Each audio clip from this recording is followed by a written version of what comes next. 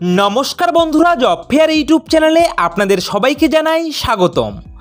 বন্ধুরা, আজকের ভিডিওতে আপনাদের সাথে শেয়ার করতে চলেছি 2024 ভারতবর্ষের 18তম লোকসভা নির্বাচনের পশ্চিমবঙ্গে বিজেপি ঠিক কতগুলি আসনের লক্ষ্যে নেমেছে, এছাড়াও আপনাদের কতগুলি আসনে তারা লক্ষ্যের জন্য তারা কি কি স্ট্র্যাটেজি তৈরি করেছে সেটা নিয়ে চুলচেরা বিশ্লেষণ করে দেব আজকের এই একটি ভিডিওর মাধ্যমে।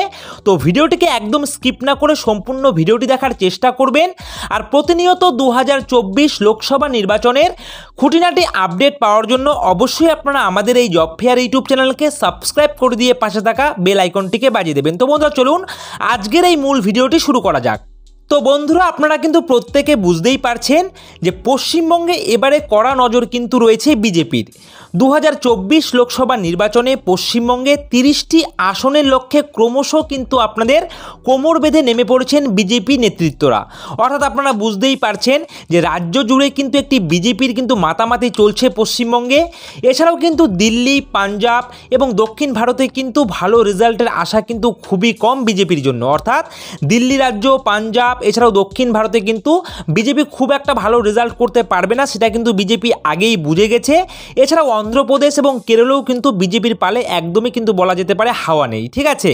তাই 2024 ভারতের 18তম লোকসভা নির্বাচনে বাংলাকে কিন্তু পাখির চোখ করেছেন অমিত শাহ এবং জেপি নাড্ডারা। আর তার জন্য সারা বাংলা তারা কিন্তু চষে বেড়াচ্ছে বিজেপি নেতৃত্বরা, বা বলতে পারেন বিজেপির হেভিওয়েটরা কিন্তু সারা বাংলাকে কিন্তু চষে বেড়াচ্ছে। অর্থাৎ যোগী আদিত্যনাথ থেকে শুরু করে রাজনাথ সিং, মোদি থেকে শুরু করে তার অন্যতম সহযোগী অমিত শাহ, যার ব্লুপ্রিন্ট কিন্তু একেবারে ফাইনাল। এছাড়াও প্রস্তুতির ঢাকে ইতিমধ্যেই কিন্তু কাঠি পড়ে গেছে। প্রথম এবং দ্বিতীয় দফা মিলে কিন্তু পশ্চিমবঙ্গে 6টি আসনে ইতিমধ্যেই ভোট পর্ব কমপ্লিট হয়ে গেছে এবং বাকি কিন্তু আরও 36টি আসনে ভোট গ্রহণ পর্ব রয়েছে আগামী 5টি দফার মাধ্যমে। এছাড়াও বঙ্গের শাসক দল যারা রয়েছেন অর্থাৎ তৃণমূল কংগ্রেস, তারাও কিন্তু নিজেদের স্ট্র্যাটেজি বুঝে কিন্তু ভোট ময়দানে একেবারে কিন্তু সরেজমিনে নেমে পড়েছেন এবং পিছিয়ে নেই গেরুয়া শিবিরও। কোন্দল সামলে কেন্দ্রীয় নেতারা কিন্তু আগামী 5টি দফার জন্য কৌশল বুঝিয়ে দিচ্ছেন বঙ্গের বিজেপি নেতা অর্থাৎ শুভেন্দু সুকান্তদের। 2024 লোকসভা নির্বাচনে বাংলায় 24 পার করতে চান কেন্দ্রীয় বিজেপি নেতৃত্বরা। অর্থাৎ 2024-এ 24, অর্থাৎ আপনাদেরকে একটু বুঝিয়ে বললে কিন্তু এমনটা যে 2024 লোকসভা নির্বাচনে 24টি আসনে জয়ের লক্ষ্যে কিন্তু বিজেপি ঘুঁটি সাজিয়েছেন। এছাড়াও 24টি আসনে জয়ের লক্ষ্যে টার্গেট করেছেন কিন্তু কেন্দ্রীয় বিজেপি নেতৃত্বরা। পশ্চিমবঙ্গে 18টি সংসদীয় আসনে 2019 সালের লোকসভা নির্বাচনে বিজয়ী হয়েছিল বিজেপি এবং এবছর কিন্তু অর্থাৎ 2024 ভারতের 18তম লোকসভা নির্বাচনে আরও 6টি আসনে তারা কিন্তু দখল করতে চাইছেন। 2023 পঞ্চায়েত ভোটের আগেই বিজেপি কিন্তু একেবারে বুঝে গেছিল যে তাদের দলের ভেতরে কিন্তু একটি ছোটো মোটো ঘরোয়া কন্দল রয়েছে। এছাড়াও কিন্তু পশ্চিমবঙ্গের গ্রাম্য লেভেলে কিন্তু বিজেপির ভিত খুব একটা কিন্তু পোক্ত নয়। তাই কেন্দ্রীয় নেতৃত্বের বাতলে দেওয়া পরামর্শেই কিন্তু আপাতত 24টি আসনের লক্ষ্যে বুক বাঁধছে পশ্চিমবঙ্গের বঙ্গ গেরুয়া শিবির। 2014 লোকসভা নির্বাচনের পরপরই কিন্তু গেরুয়া শিবির বুঝে গেছিল যে লোকসভা নির্বাচনের আগে একটা মহল অর্থাৎ একটা কিন্তু পরিবেশ তৈরি করতে হয়, তারপরেই কিন্তু ভোট গ্রহণে কিন্তু তাদের নামতে হয়। সেটা কিন্তু 2014 সালের লোকসভা নির্বাচনের পরেই কিন্তু বিজেপি নেতৃত্বরা বুঝে গিয়েছিল এবং সূত্র মারফত খবর যে পরবর্তীতে কি হবে সেটা পরের ব্যাপার, তার আগে একটি মহল এবং পরিবেশ কিন্তু তৈরি করতে চায় বিজেপি নেতৃত্বরা। আর গত 1.5 বছর থেকে কিন্তু সেটাই করেছে বিজেপি নেতৃত্বরা। এছাড়াও আপনাদেরকে জানিয়ে রাখি, গত 2-3 দিন আগে কিন্তু রাজ্যে বা বলতে পারেন বঙ্গে ভোট প্রচারে এসেছেন কিন্তু কেন্দ্রীয় স্বরাষ্ট্রমন্ত্রী তথা বিজেপির second in command Amit Shah এবং তিনি এসে কিন্তু ভোট প্রচারের যে জনসভা তিনি করেছেন সেই জনসভা থেকে কিন্তু দীপ্ত কণ্ঠে কর্মী সমর্থকদের চাঙ্গা করতে 42টি আসনের মধ্যে 30টি আসন দখল করার কথা কিন্তু তিনি বলে গিয়েছেন। বলতে পারেন টার্গেট বেঁধে দিয়ে গেছেন বঙ্গ গেরুয়া শিবিরের নেতৃত্বকে যে 42টি আসনের মধ্যে 30টি আসন তাদের চাই। এছাড়াও ভোট পর্ব শুরুর অনেক আগে থেকেই কিন্তু কেন্দ্রীয় নেতৃত্ব অর্থাৎ অমিত শাহ থেকে শুরু করে জেপি নাড্ডারা কিন্তু বেশ কয়েকবার বাংলায় এসেছেন।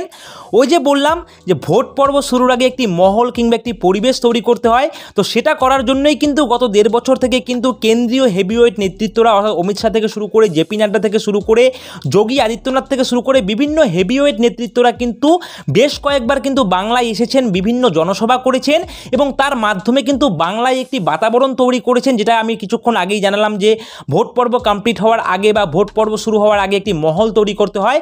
ঠিক সেই মহলটাই কিন্তু তৈরি করে গেছেন কেন্দ্রীয় বিজেপি নেতৃত্বরা বেশ কয়েকবার বঙ্গে এসে, অর্থাৎ ভোট শুরু হওয়ার প্রায় 1.5-2 বছর আগে থেকেই কিন্তু বঙ্গে কিন্তু একটি বাতাবরণ তারা কিন্তু সৃষ্টি করেছে।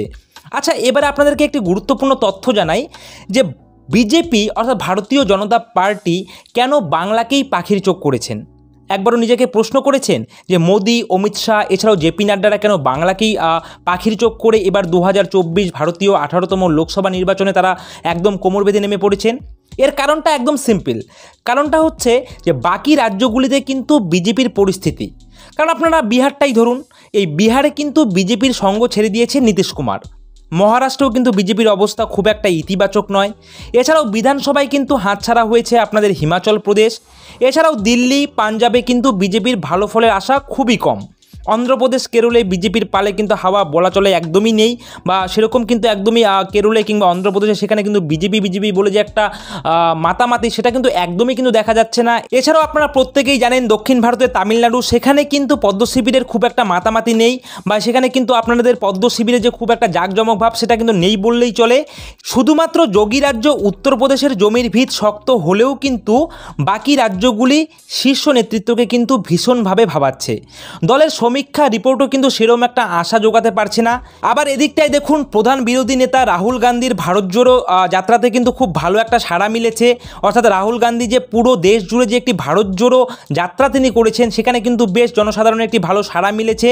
তাই আর কোনো রকম ঝুঁকি নিতে নারাজ কিন্তু মোদি শাহরা, আপনারা প্রত্যেকেই বুঝতে পারছেন। আর এর জন্যই কিন্তু 2024 ভারতীয় 18তম লোকসভা নির্বাচনে বঙ্গে কিন্তু বিজেপিরা পাখির চোখ করে কিন্তু এগোচ্ছেন। তবে 2024 বঙ্গ বিজেপি নেতাদের দাবি তারা কিন্তু ভালো রেজাল্ট করবে, তবে সব কিছুর কিন্তু উত্তর মিলবে আগামী 4 জুন 2024 তারিখে। তবুও কিন্তু বঙ্গ শিবির মনে করছে যে মহল তৈরি করে পরিবেশ সৃষ্টি করে 2024 লোকসভা নির্বাচনে তারা 24 কিংবা তারও অধিক আসন উপহার দিতে চায় নরেন্দ্র মোদীকে। তবে শেষ অবধি বঙ্গে চওড়া হাসি কে হাসবেন তার জন্য অবশ্যই কিন্তু আপনাদের অপেক্ষা করতে হবে 4 জুন অবধি। তার জন্য অবশ্যই আপনারা সবাই অপেক্ষা করবেন 4 জুন 2024 ভারতের 2024 18তম লোকসভা নির্বাচনের রেজাল্ট এবং ভোট গণনা কিন্তু সেদিনই হবে। তো সেদিনই কিন্তু সমস্তটা কিন্তু বোঝা যাবে, তার জন্য অবশ্যই আপনাদের ওয়েট করতে হবে। তো বন্ধুরা, এই রয়েছে আজকের ভিডিওটি ভালো লাগলে অবশ্যই ভিডিওটিতে একটি লাইক করবেন, কমেন্ট করবেন, শেয়ার করবেন। আর 2024 ভারতের 18তম লোকসভা নির্বাচনের বিভিন্ন খুঁটিনাটি আপডেট পাওয়ার জন্য অবশ্যই আপনারা আমাদের এই জব ফেয়ার ইউটিউব চ্যানেলকে সাবস্ক্রাইব করে দিয়ে পাশে থাকা বেল আইকনটিকে বাজিয়ে দেবেন। এভাবেই আপনারা আমাদের এই জব ফেয়ার ইউটিউব চ্যানেলের পাশে থাকবেন। সকলে মিলে ভালো থাকবেন, সুস্থ থাকবেন। জয় হিন্দ।